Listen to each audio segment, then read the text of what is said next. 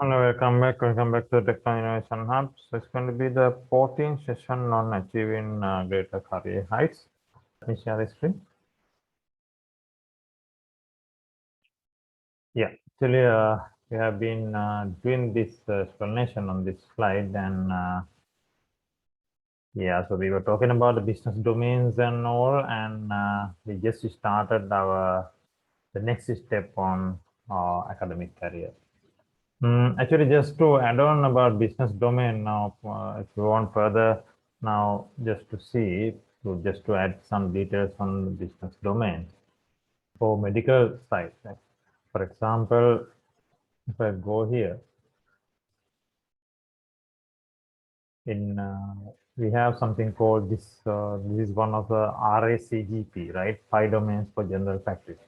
So this is from Australian, I think. So if I can check the about and see where from them, right? About us, about RACGP. Yeah, RA health profession, healthy profession, healthy Australia. Yeah. So actually, what they are telling, so you can see a comprehensive, robust framework. 5 domains of general practice represent the critical areas of knowledge, skills, and attitudes are necessary for competent, unsupervised general practice.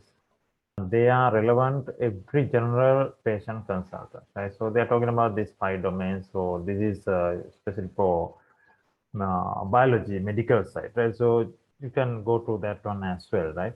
And again, if you want for engineering side, actually I didn't specify anything on engineering side for them.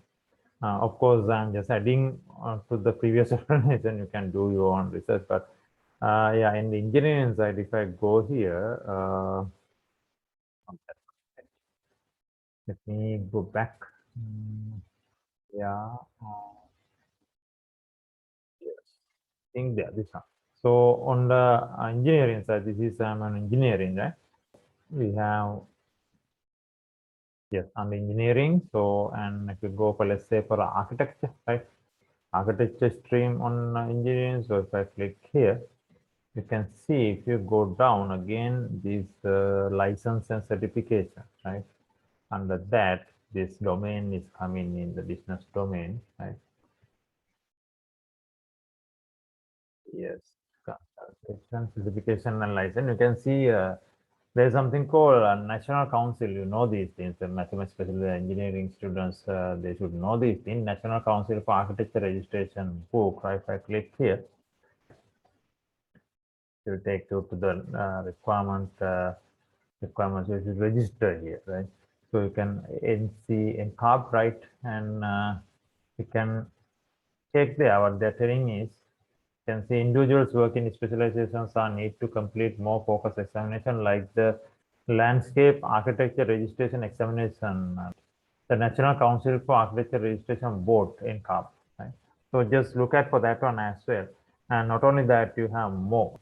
Professionals can pursue certifications related to their career, drafters, example, and certification, American Design and Drafting Association, right? You can see this is for architecture, right? Likewise, just go through it and AGDA, right? Professional certifications, right? And the business domain also comes there. And again, for let's say for commerce students, and again, it's pretty much important for maths as well. The business mathematics, right? You know that. So business mathematics is equally important for business econ specialists and commerce students as well as mathematical students as well, both, right? So this is what the next is. Next in academic career, we have postgraduate. Now you have done your degree program in academic. No, we went into here in between, right? So what it tells, without directly telling what it tells, after your graduation, spend minimum of 3 years in the industry. Minimum of 3 years.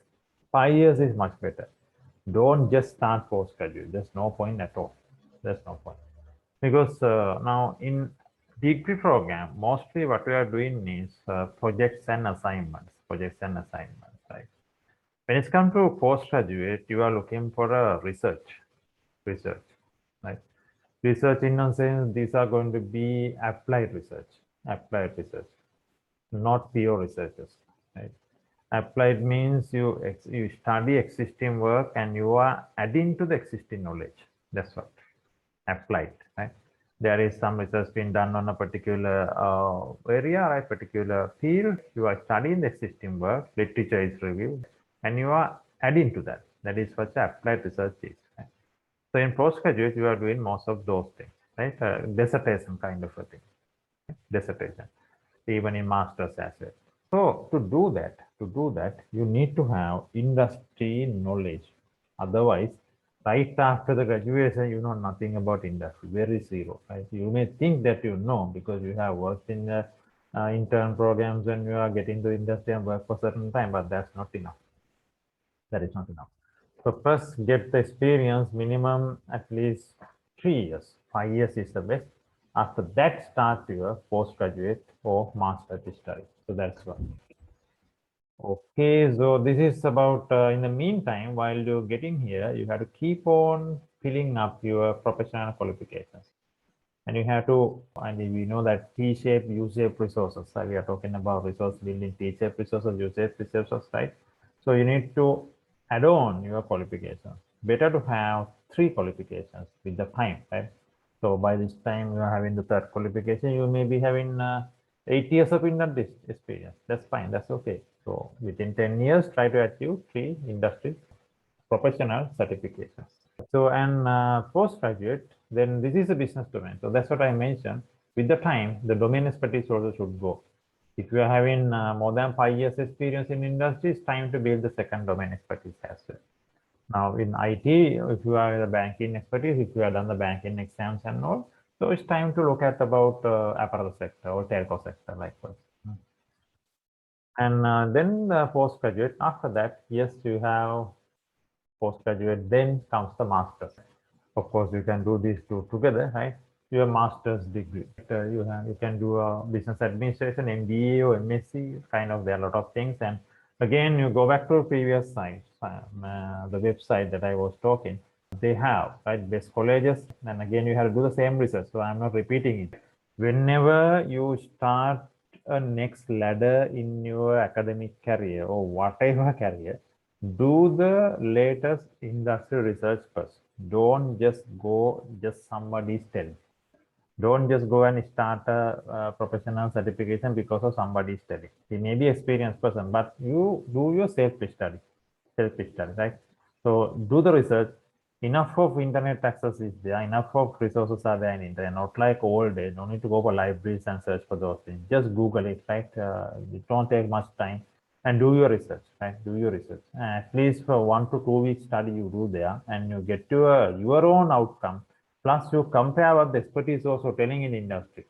If your coach, if you have a mentor, right? If the mentor is telling to do this, okay, fine. But yet you need to do your own research, right?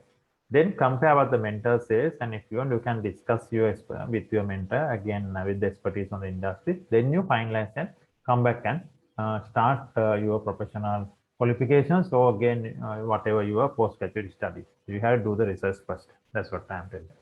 Okay, then masters. So in masters, I mentioned the outcome will be the dissertation. That will be a final project. So again, it's going to be applied research, right? Because in masters, so you need to again in your final project, you need to get your research topic. Better to always be a topic which is relevant. Relevant means a demanding topic in the industry, because your dissertation matters, right? Because that's your ultimate knowledge is there, right? Whatever you have learned in your masters, your theories and whatever the rest of it, you had applied there for your dissertation.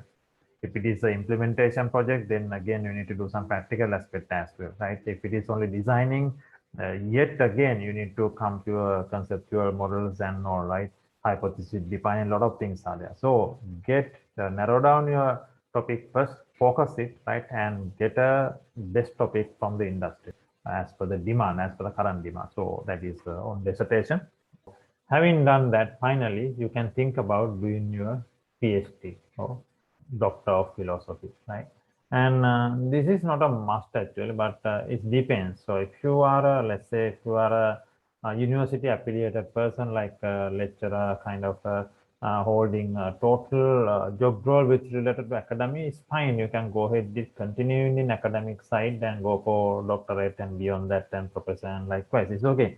But if you are heading on this side, right? If you are heading on this side, once you hit here in your academic career, that means your academic career, now you are having a master's. So best is to build your expertise here in the industry. That is what. So that is your demand is not on the total academic side. But if you are having mastered this side properly and you are already done there, if you can think about doctorate, that doesn't matter. Always this is adding a value, right? It will change your way of thinking, and I mean, when the approach for a problem, how you resolve it, your analytical thinking, everything matters because you're intelligent. You know, I mean, as I mentioned earlier, I mean, you need to have a well-disciplined, well-educated, well-intelligent. That is what where your perfect person is.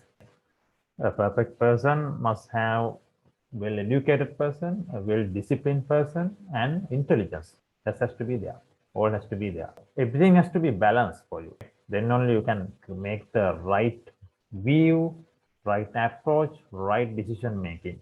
That will make you a better leader, right? Level 5 leadership concept. Okay. So that's what that is that, and you have professional qualification 3, business domain. So it continues. Right. So I hope you got the idea, and here's the MPhil, and you achieve the Doctor of Philosophy. Actually, before, yeah, like a postgraduate before PhD, you have MPhil, right? Master of Philosophy. That's okay. So you can do this similarly. Either you can right away do the masters, or you can halfway. Maybe if the masters is 2 years, you can go for 1 year and finish your postgraduate, and later you can complete the rest. That's up to you. Even in MPhil is PhD is the same.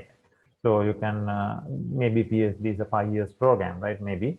And below that, you can do MPhil and complete, and later complete your thesis.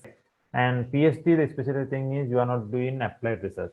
There you are doing a pure research, something called pure research. That is the outcome is known as a thesis most of the cases, right?